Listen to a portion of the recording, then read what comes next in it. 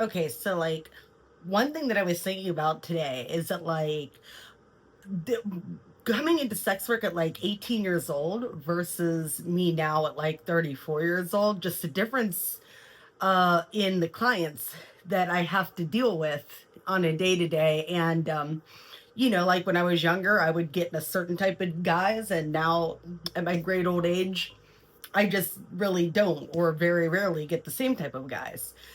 And one of the type of guys that, came along in this train of thought was actually the guys that are like, ugh, you're making this feel so transactional. And it's like, I will still get guys like that, like here and there, that are just like, oh, you made it so transactional. And it's like, yeah, because the whole nature of like how we met, like the context, everything is very clearly coded that this is indeed a transactional relationship. Thank you for pointing that out.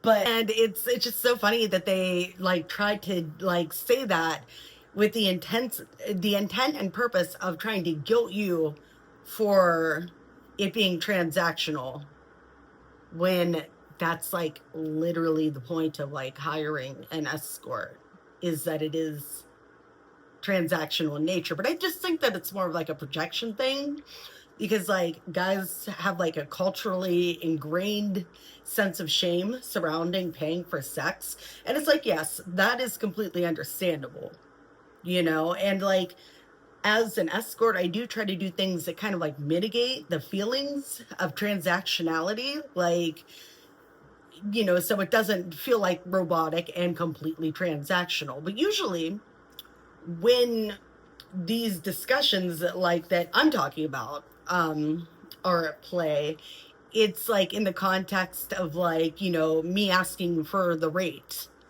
up front, which usually I don't have to do, because it's like common courtesy that when you're seeing an escort, you come in and you leave like an envelope in the bathroom, or somewhere very easy to find in the in-call location or whatever, and then you leave the girl alone for a second, like she might go into the bathroom and count it, blah blah blah. But yeah, that way you're not like actually physically like handing the money to the girl. Okay. I like, some girls, they'll go in the bathroom, they'll count their money. Me, I will count it right in front of you, because this is indeed very transactional.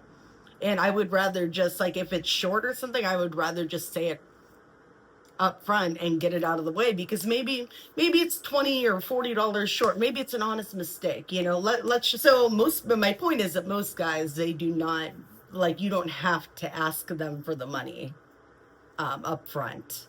They just know to bring it and, give it to you in a discreet way.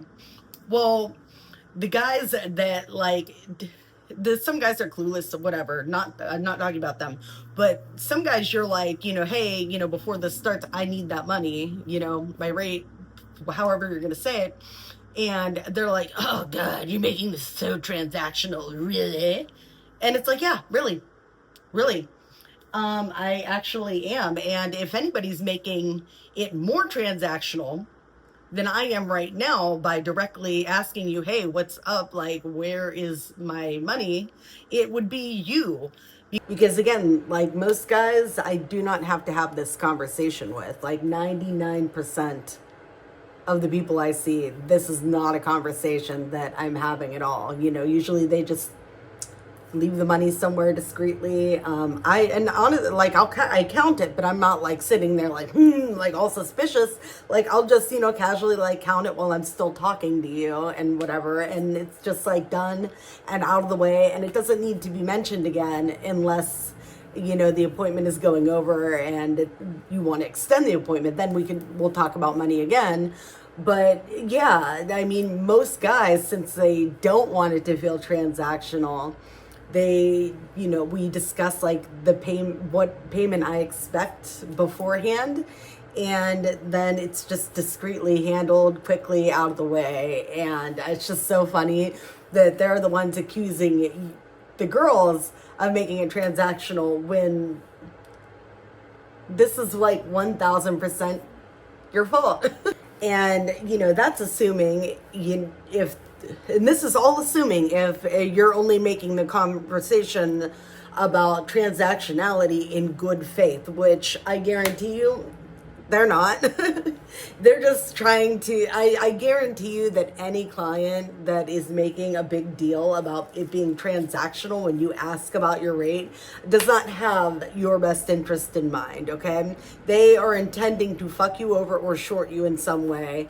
Full stop, 1000%. It is completely normal to expect your rate up front before the services happen by the fucking way, okay? Yeah, but I guess another point of mine is that, like, maybe there are people watching me right now that, like, weren't aware that, you know, the common courtesy is that you come in with, yikes. So you come in with an envelope of the money that, you know, was a pre-agreed amount, and you just, like, discreetly leave it for her to count before the appointment, okay? Maybe there are guys out there that are nervous or don't know this, okay?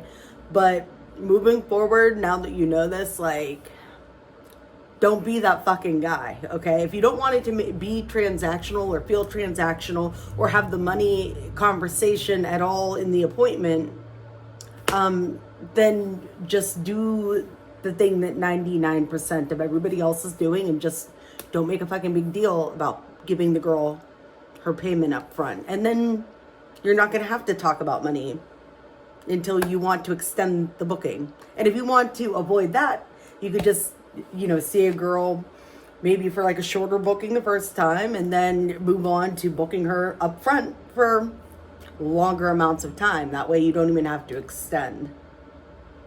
But yeah, it always does like kind of start the appointment on a bad note and leave me as an escort with a bad taste in my mouth about you as a person when we do have to have this conversation. So yeah, I'm glad that I really don't deal with this much anymore.